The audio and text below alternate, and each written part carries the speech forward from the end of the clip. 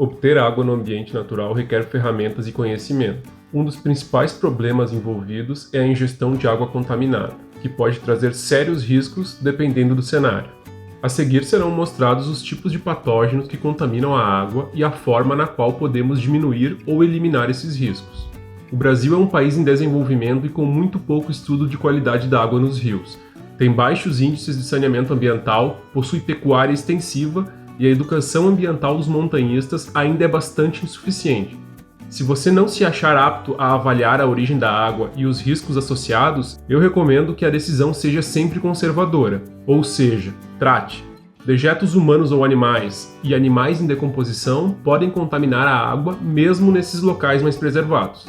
Para nos protegermos e entendermos como gerenciar esse risco, devemos diferenciar 3 diferentes tipos de patógenos. O primeiro deles são os protozoários. Entre os maiores temos, por exemplo, os que causam a amebíase e entre os menores temos a giardia e o Cryptosporidium. Esses, junto com muitos outros, são protozoários que devemos nos preocupar devido ao potencial risco de contaminação em fontes de água.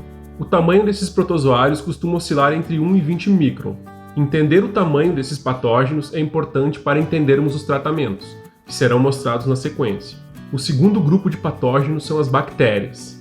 As águas das montanhas costumam carregar uma grande variedade de bactérias e elas costumam ter tamanhos entre 0,2 e 10 microns. Muitas doenças como cólera, desinteria e tifoide são originadas de contaminação por bactérias. O último grupo de patógenos são os vírus. Alguns vírus conhecidos são a hepatite A, o rotavírus e o norovírus. Os vírus são pequenos filamentos de DNA de tamanho muito inferior aos protozoários e bactérias. Os vírus costumam se proliferar no ambiente por meio de dejetos humanos ou animais. Portanto, podem ocorrer em áreas de muito tráfico de pessoas ou criação de animais. A seguir, será explicado como os diferentes tratamentos tradicionalmente usados para tratar a água no montanhismo atuam contra esses 3 diferentes grupos de patógenos.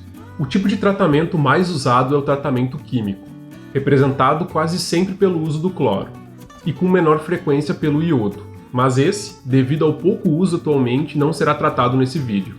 Primeiro, é importante entender que nem todo cloro usado e disponível no mercado é igual. Precisamos separá-los em 2 diferentes grupos, o tratamento com cloro e o tratamento com dióxido de cloro. Ambos diferem bastante em características e efeitos sobre os patógenos. Vamos começar falando do cloro. Esse é normalmente encontrado na forma de pastilhas, como o Clorin, mas também na forma líquida pelo uso da água sanitária doméstica ou hidroesteril. Todas essas opções liberam o cloro de forma idêntica na água e possuem o mesmo efeito no tratamento.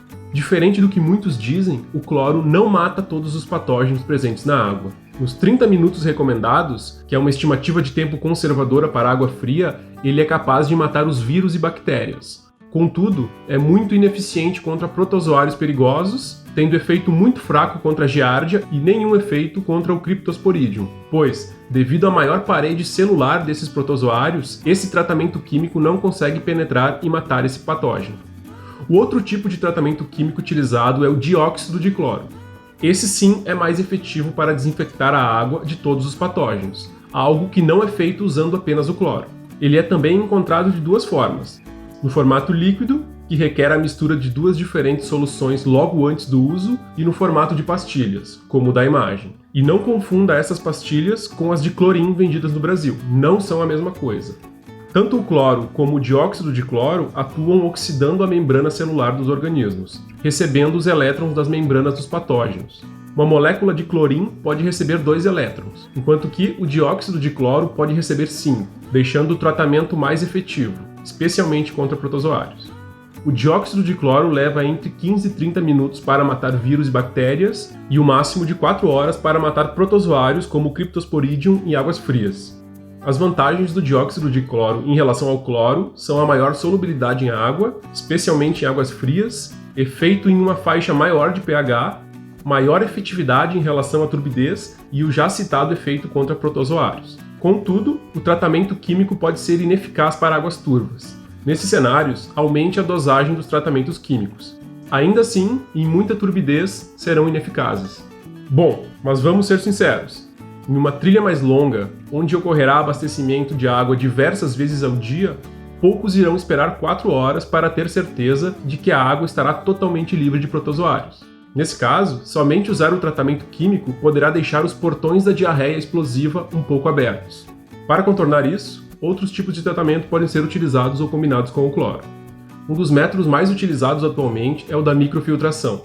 O método de filtragem costuma ser rápido e fácil de usar, produzindo água limpa e sem gosto de substâncias químicas. O mecanismo consiste em passar a água por filamentos com porosidade normalmente de 0,2 micron. Devido ao diâmetro das bactérias e protozoários serem superiores, eles não conseguem passar pelos poros do filtro. Esses patógenos acabam ficando na superfície dessa membrana. A principal desvantagem desse método é a ineficiência contra os vírus. Esses são pequenos o suficiente para passar pelos poros. Nesse caso, para a total desinfecção dos patógenos, a microfiltração deverá ser combinada com algum outro tratamento posterior. Uma desvantagem importante é que esses filtros podem congelar no frio e danificar a membrana. Como você nunca irá perceber se isso de fato ocorreu, acaba sendo contraindicado para temperaturas negativas. Além disso, com o tempo, eles entopem e tendem a perder a vazão original, mesmo aplicando a recomendada retrolavagem. Outra desvantagem é que são passíveis de quebra, apesar de ser pouco comum, acontece. Outro método muito eficaz e de fácil acesso é a fervura. Esse é um dos métodos mais acessíveis, pois a maioria dos montanhistas que fazem trilhas com pernoite acabam levando combustível e fogareiro. A simples fervura da água irá matar todos os patógenos, ou seja, os protozoários, as bactérias e os vírus. As recomendações indicam ao menos 1 minuto de fervura ao nível do mar, e 3 minutos para altitudes acima de 2.000 metros. Apesar de ser um método simples, possui as desvantagens de gastar muito combustível, não tirar a turbidez da água, tomar mais tempo, além da impossibilidade de beber ou armazenar logo após a fervura. Eu vejo esse método como um excelente backup para tratamento de água em situações de emergência, ou para tratamento de água em acampamento. Outro método muito usado é a radiação UV. O método é rápido e prático de usar.